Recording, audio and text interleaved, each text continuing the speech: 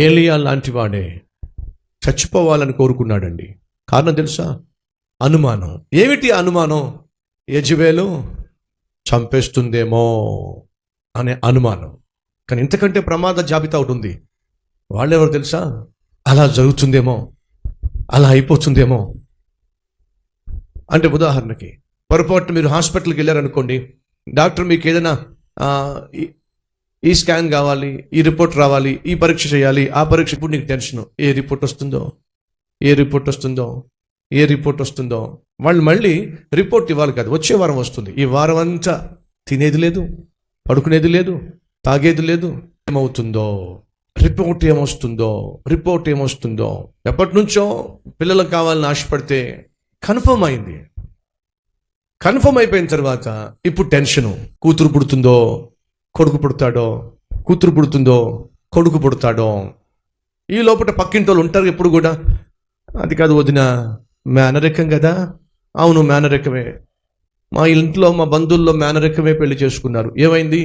చెవు వినపడదు, నోట్లోంచి మాట రాదు, అన్ని యాక్షన్లే. ఇంకా అప్పటి నుంచి నా కొడుకు కూడా వినిపించదేమో, నా కూతురు కూడా మాట్లాడదేమో, నా కూతురు కూడా అంగవైకల్యంగానే పుడుతుందేమో. ఎలాంటి కొడుకు పుడతాడో, ఎలాంటి కూతురు పుడుతుందో ఏమో అనుమానం. దయచేసి గమనించండి, 60% మంది వాళ్ళ జీవితంలో భవిష్యత్తులో ఏం జరగబోతుందో, ఏం జరగబోతుందో, ఏం అవ్వబోతుందో దీంతోనే డిప్రెషన్లోకి వెళ్ళిపోతారు. ఈరోజు మన మధ్య ఎవరైనా ఉన్నారా?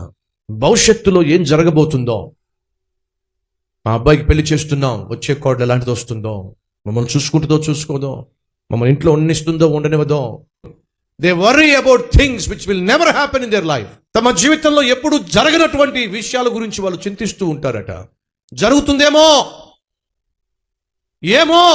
ఈరోజు మన మధ్య ఎవరైనా సరే ఈ ఏమో అనే సిక్నెస్తో సఫర్ అవుతున్నారా? ఏమో అనే సిక్నెస్, ఏమో అనే వ్యాధి. ఏలియా ఆ వ్యాధితో బాధపడ్డాడు. ఏ వ్యాధి చెప్పండి? కొత్త వ్యాధి.